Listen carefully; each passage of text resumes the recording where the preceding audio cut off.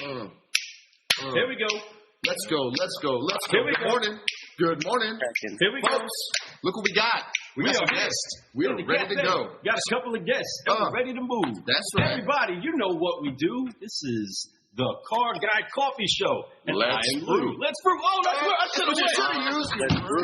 Thought you were freestyle, man. What's up with that? Let's brew. All right. So, anyhow, you guys, we appreciate you for jumping on. And today we have two special guests. Right after this video, we're going to go ahead and talk about it. But y'all stay tuned. Do not miss this. Share this if you're watching it right now.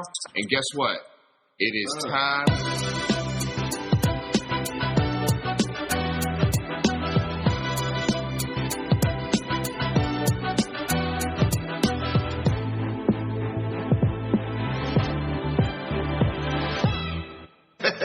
Welcome back. All right. Welcome back to the party, everybody. That's how we do. We like to get the day started right. All y'all out there, all you car guys, car gals, people who are just watching, thank you for tuning in this morning. Solutionaries! That's what we are. Rise! Let's rise. It's time to rise. Let's go. So we have two local car guys that are doing some things, some move makers that are just, I'm excited to have on the show. You know, one thing that Lou and I, we've been wanting to do is we wanted to spotlight a lot of the local car guys and car gals out here just because we do a lot of reaching out to New York, reaching out to LA, reaching out to Florida. We have all these guests from all over the place. But one thing we haven't had a chance to really is get with the local guys. And man, you know, Chase reached out to me and said, hey, me and Rel, we want to get up on the show. And I was like, absolutely, man. What a great way to get the show going. One thing I know, and these two guys, I know both these guys. I don't know them like best friends, but I know of them. I've met them. I've seen them. Terrell's a little bit younger than me, but his brother grew up with me, and he grew up with my brother, who's a little bit younger. My brother's in the car game, too. Then you got Chase. Chase, I've known Chase as Pops for many years, so it's so cool to have Chase out here. I don't know if I ever met Chase when he was a little kid, but I could tell you he was a little kid when I met his dad.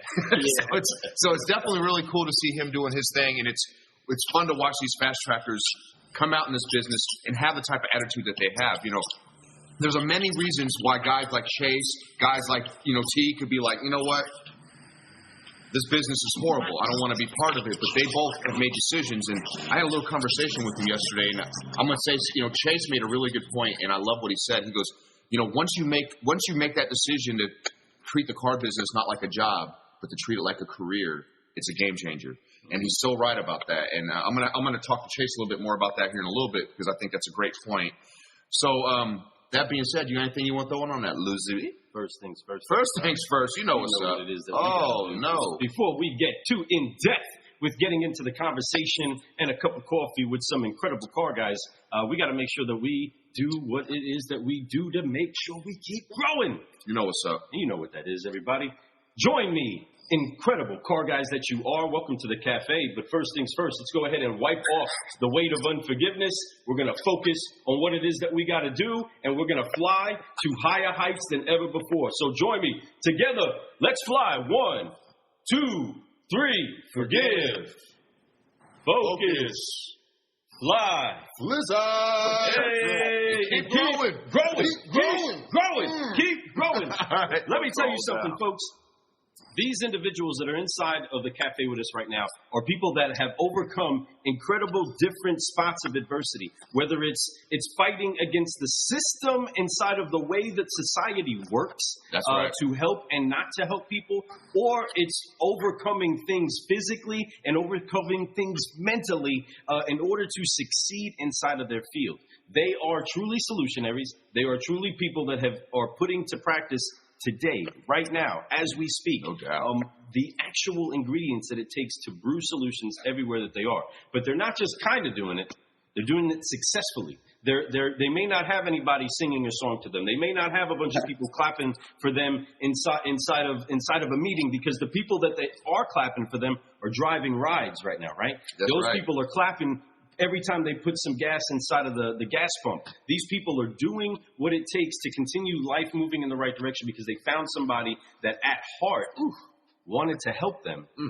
And these guys are those guys And you guys are those guys, if you're on the Car Guy Coffee podcast and you're brewing solutions. So I just want to let you know that I do honor, we do tribute those that are doing incredible things and want to make sure that all of you that are doing great things too, come out here, share your great news. Share your great news. Show you off. We want to show everybody what it looks like. We need to show the world. Care for your customer and be successful. We need to show the world that there's car people out there that really, truly do this as a real life, like this is what they want to do. They're passionate about it, not just, hey, I'm doing this for the job. I'll make a little cash in my pocket. There's a difference. When you're out there to service people, the money's going to come in leaps and bounds. I mean, you're talking, it'll stack up. When it'll you're out chase there, you. And It'll chase you. It'll chase you. Right? And it's facts, man. And this business is plentiful. There's plenty of money in this business. Here's like the beautiful thing about the cars business is that everybody's always wanting a nicer, newer vehicle. That's what's beautiful about this business. So as long as you can understand that, it'll be in your mind that everybody that you talk to, they want a nicer, newer vehicle. You just got to figure out what is the best way, the best path for them to be able to purchase that. If you talk to them, they're car shopping. You know what I mean? No doubt, Chase. Get it? That's 100%. Yes. So let's see. We got some guests that jumped on here. We got Denise Buttmasters. No pun intended. But hey, Denise from Georgia, love it. She's also a car woman for 25 years. Hey, wow, that is, you talking about a quarter of a century doing this business. You definitely know what's up. Yeah, we got Tiana. Thank you for jumping on here. What up? What up? So that's the first couple things there. So anyhow, what we're going to talk about. Let's go ahead. Let's go right into it. I know you're going to go ahead and hit them. I got some key things that I think we need to make sure that people kind of get a grip on that they're going through right now and they're implementing inside of their process. But I know how excited that you are. I know how excited that they are to start sharing. So we're going to go ahead and figure out who is going to kick it off first. Which one of you are we going to jump in with? Whoever, man. We're going to go ahead and, since he went ahead and opened up the book, I can go. Go ahead and hit Chase. Chase. Yep. So Chase, man, we appreciate you for coming on the show. Guys, for everyone out there who's watching this, if you don't know who Chase is, you need to check his social media out. This guy's a trip. He's definitely been through some stuff in this business. Now, Chase, I'm going to let you tell the story, but before we do, I just want to ask you one quick question. I want to ask both of you and Terrell this question is, when you wake up every single day, and I like to ask this to everybody, it always needs to start with the why. Standard question. It's the standard question. So I kind of mentioned this to you guys yesterday. There's a purpose and there's a reason why we all do what we do. When you wake up, you can easily just say, you know what, screw today. I'm going to call in sick, or I'm going to do this, or I'm just going to go to work and just sit around and do nothing. What makes you get up, get to work, and grind it out? What's your purpose? I mean, it would be two things. It would be, obviously, money. It would be what everybody's going to say, because I'm not going to act like I'm not in it for the money. I mean, that's downright flat. I'm in it for the gross. That's how we roll. So, but the second thing would just be to be a role model and to show everybody that if you can get up and you can grind, you can succeed. And if I can do it, of all people, with facing some physical limitations or adversity, then anybody can, So, I did it before I had a car accident, which I'll get into that. But afterward, I still, I didn't miss a beat. I just kept rolling. So I'm in it to prove to everybody that this is a good spot to be, sales in general, or car sales and car management, and that with the right drive and focus, anything's possible, and you'll make your munge. No doubt. And I think that's a very, very good point. And, that's what this business is about. You found your purpose. You do all those things, and the money, no doubt. I mean, I'm going to tell you. I mean, it's business. I wouldn't have done this job if it wasn't for the advertisement that said $60,000 a year. Now, he saw 80. I saw 60, and that made me go, I'm in. Right? But now if you make 60, you're kind of like, what the heck, right? So, that's why this business is beautiful. I love it. I absolutely am just, so passionate about it. So I'm so glad that you feel the same way.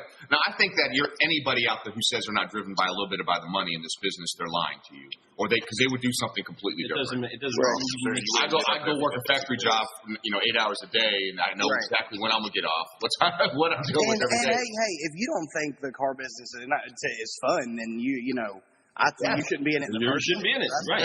Truth. Come on, fun doing this. I have so much fun. That's exactly right. So Terrell, what's up, man? Let me know what's up, man. What's your purpose, man? What's your why? Man, I get up every morning, and once you reach a level, you want to maintain a lifestyle. It's not so much as is getting there. That it's maintaining it. You know, a lot of people get it, but a lot of people will lose it. So you know, family first, man. I mean, you got family, kids in college, you know, things of that nature. But the one thing you want to do, like Chase said, is you want to have fun. I can't go to work and be around a bunch of stick in the muds. I can't be in that kind of environment. Nobody likes to walk on eggshells. It's all, you know, something that'll bring you to another level of life. No matter where you are in your life or situation, if you get into the car business and you make this a career, one of the first owners I ever worked for, he had an acronym for the word job. It means just over broke. So you move into this with a career mind, you're going to be successful. There's no way that you're not going to be successful if you come up with the right mindset. So, you know, you focus on your family, focus on your career, and just focus on what lifestyle do you want to have. Because if you put forth the work or the effort, you can obtain that. And that's just, you know, Chase and I are perfectly good examples. Once you focus on that statement of it being a career over a job, once you focus on that, then all your focus is in the right direction, because this will provide for you. And once you make up your mind that this is what I'm going to do, I'm going to give this my all. I'm going to do my follow up. I'm going to do my calls. I'm going to do all the tedious points that people scoff at times or think let they're me too add a good little for. bit there. Yeah. Chase and I started this business pretty much together, you know, at the hip. Yeah. You know, probably within 3 to 6 months of each other at the same dealership. So, you know, we literally have grown from green peas to, you know, full-fledged trees now.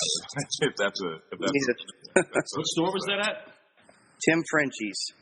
10 years ago, actually. 10 years ago. It was 10 years last summer. This past summer. Yeah, we came up. So we literally came up in the business together to reach heights that most people will probably never see. When you go to like selling 5 to 6 cars a month, and then you look up 10 years later, you're selling 30.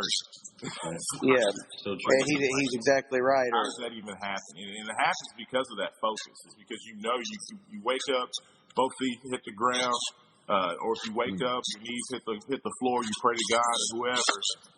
You know you've got a purpose, and you know there's people that you've got that need you to be that person that's going to be a provider. You know, we're all examples of our situation. So you make the best of that situation. Man, I love it. You guys are speaking such truth right now. Yeah, I just want to let you keep talking. You guys are doing a great job. They hear us say stuff enough. But, you know, we talk off a lot, you know, and we try to practice what we preach, and that's the one thing, you know. I can tell you guys one thing that this whole podcast has done for us. You know, in case you guys are ever interested in doing something a little bit more, you know, trying to reach out and, you know, trying to spread this love out. Because that's what this whole cafe, the coffee, we do this for no money. We do this for fun. We do this because we want to spread good news about the car business. We do this because we want people to realize the car business isn't the old school way you used to see those guys that were like, you know, the short sleeve shirt with the tie and the pocket protector. We're not those guys. We are those guys with some swag now. We're those guys who actually care about you. And if we did do it, man, we would look good. Yeah, if I wore a short sleeve shirt with a tie, I still would look fly. I'm telling you. Yeah, don't make me bust out the suit now. The brown pants and whatnot. We want to do a golf scramble day where we basically put on an outfit like the craziest golf fit outfit or the craziest car guy quintessential outfit. Just something, you know, just looking silly, just, you know, having fun. But you're completely right.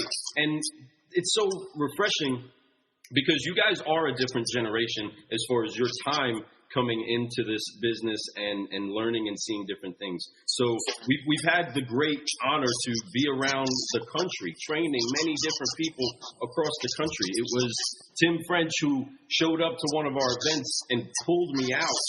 And we sat down and we built a relationship and we went and built that store. I was a managing partner with him to create. Can I add one more point to that?